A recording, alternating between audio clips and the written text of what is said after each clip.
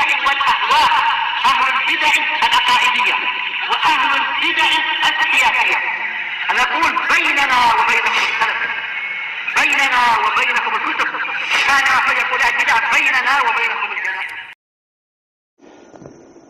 Kalau seseorang itu dia dicela, diburuk-burukkan, dihina, dan ma'ruf, selalu para pengikut hawa nafsu selalu menghina kita. Dia tidak paham bahasa Arab, dia tidak paham nahwu, dia belum paham begini, belum mampu membaca kitab, dia sekedar mengekor.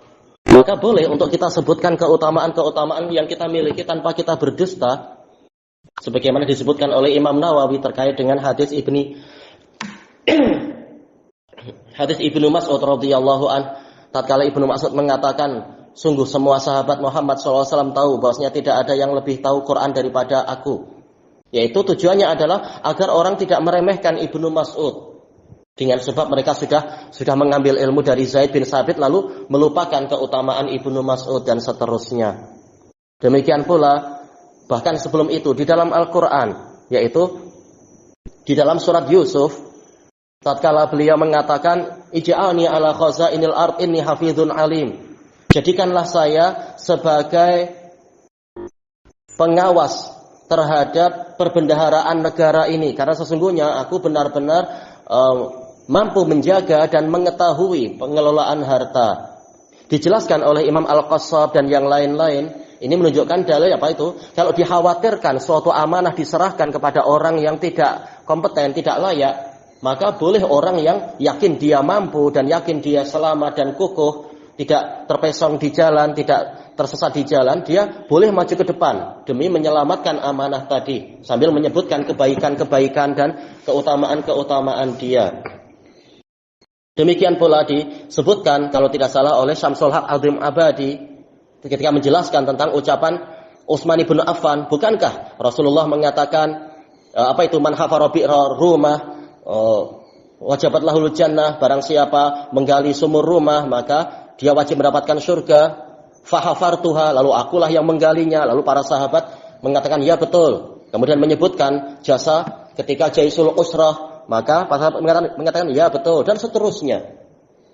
Baik, maka kata beliau ini menunjukkan boleh seseorang tatkala melihat orang meremehkan dia, menghinakan dia, maka boleh untuk dia itu menyebutkan kebaikan dan jasa dia agar mereka tahu dia layak untuk berbicara, layak untuk dipercaya dan seterusnya. Jadi kita bukan menyebutkan jasa-jasa secara seperti yang dilakukan oleh orang-orang munafikun atau orang yang riya, orang yang ingin menyakiti hati, tapi menyebutkan kita ini bukan orang yang kosong. Kita sudah punya pengalaman banyak. Kita pindah bukan karena hawa nafsu, bukan karena perasaan, tapi kita lihat orang-orang itu menyelisihi dalil sehingga kita rela pindah.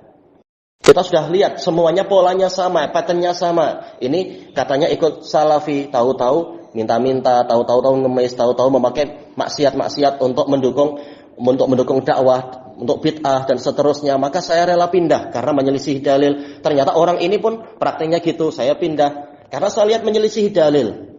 Jadi kita bukan karena kita menampilkan kehebatan kita dengan semata-mata agar orang tunduk pada kita, tapi janganlah kalian menghina dengan alasan kamu bukan ulama kibar, kamu pun bukan pelajar yang hebat. Bukan seperti itu, lihat buktinya. Kami meninggalkan mereka bukan seperti kalian sekedar mengekor, tapi kami tahu kenapa harus meninggalkan mereka. Hujahnya kami tahu dan seterusnya.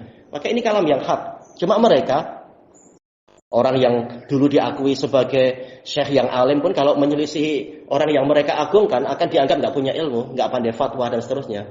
Jadi nggak heran, sekedar pengekor hawa nafsu. Wallahu a'lam. Alhamdulillahirabbil alamin.